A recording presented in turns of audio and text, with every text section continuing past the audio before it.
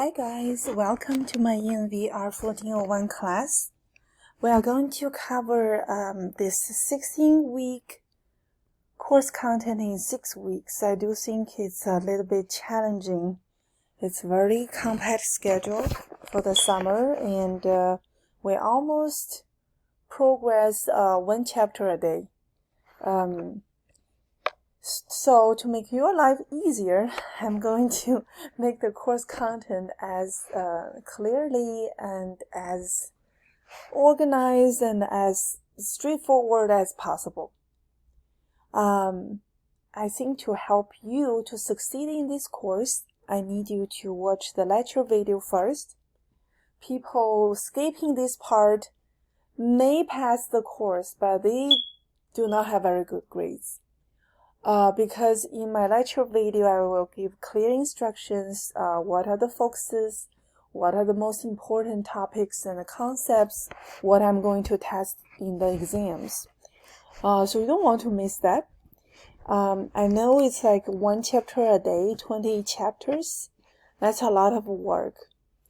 But I think my lecture video is less than 1 hour for each of the chapters. For a few heavy chapters, it's a little bit over 1 hour, but already much shorter than the lectures in the face-to-face class. So if you follow the lecture video, then study the PowerPoint slides. If you still need to go back to the video and watch a few times to make sure you understand, that'd be great. And turn on your homework on time. Okay, so we do not have a lot of time to give you to drag on those assignments, because later on you probably won't be able to catch up. So that's all about my course for this summer. I hope you have fun. Now let's get chapter 1, Environmental Science and Sustainability, started.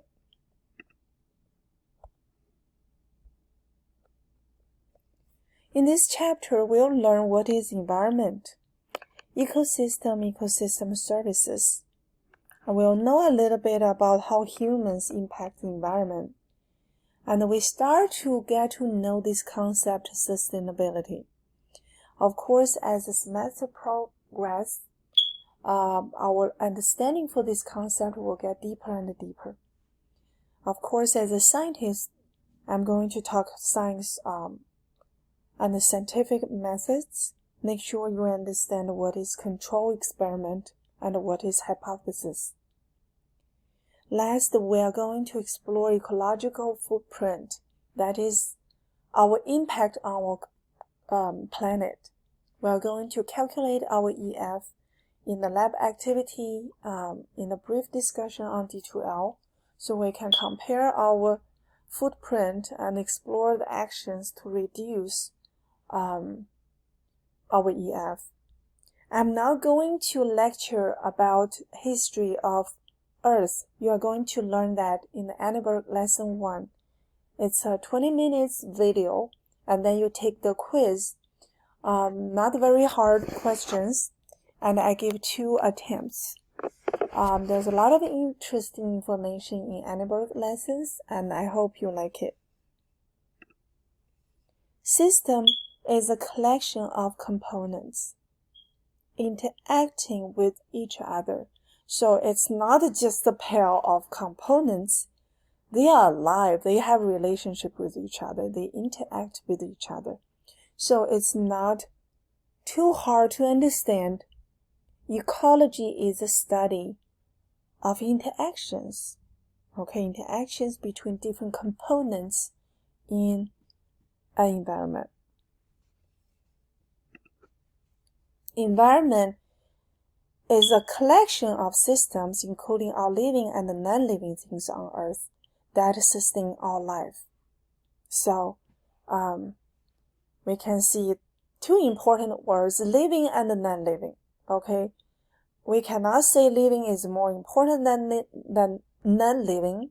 We can also neither say non-living is more important than living. It depends on how they interact with each other, and if they are in good position and good balance. If we treat our environment good, and we shall be able to prosper in the environment, and the environment should be able to sustain our life. If not, let's look at this picture, wildfire, and this picture, the heat wave. That's what we have been experiencing in the recent years, right, as a result of climate change. So this is when humans do not treat the environment right. I would say in the wrong way for a long time. We kind of get these disastrous weather patterns. And of course, as a result, we humans suffer with such environment. So in our face-to-face textbook, environment means everything that affects an organism during its lifetime. So you can see the organism seems to be the center of the sentence, but everything, that means the organism can interact with another organism and can interact with non-living components of the environment, that is called abiotic factors. So abiotic factors are non-living things. Biotic factors are all forms of life. They are all living things in environment. So for example, let's look at this picture in the forest. Okay, if we look at a forest ecosystem, the examples for biotic factors could be all sorts of trees, all sorts of insects, right? Grasses, flowers, you name it, and birds, animals, okay, and the fungi, bacteria, microorganisms, all living things are called biotic factors of the ecosystem. And a few abiotic factors could be air, pH, temperature, water. Those are not living, but very important for the survival of the living things in the environment. So what are ecosystems? An ecosystem is a community of life and the physical environment with which it interacts. So this sounds so familiar, right? So ecosystems are unique environments. For example, coral reef environment, mangrove environment. Mangrove is very popular in the coastal areas like where we live in. And the desert. Some people think desert does not have much life, which is not true. Desert is just unique, okay?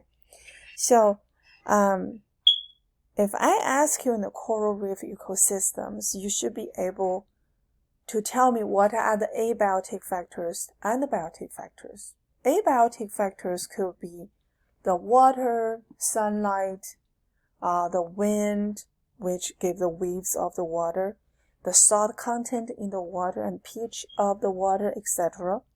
And the biotic factors could be coral reefs, right? They are living. If they are not dead, they are called biotic factors. The seaweeds, all the fish, the turtles, sharks, whales, dolphins, all those living things are biotic factors of the ecosystem, of the coral reef ecosystem. And the ecosystem services are the services environment provide for us, and they are beneficial to humans and society. There are 4 kinds: provisioning, regulating, supporting, and cultural. If you browse my Google slides, and I give more details here. So what is provisioning? That means environment provides something for us, like the food, the water, the air, something already in the environment. And the regulating, the good examples are waste decomposition, right? Mainly by microorganisms. Of course, sometimes it's under the sunshine or under certain pH, the chemical reactions happen.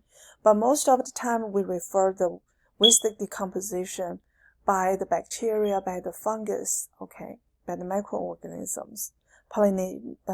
Pollination, purification of water and air, pest and disease control, those are regulating services.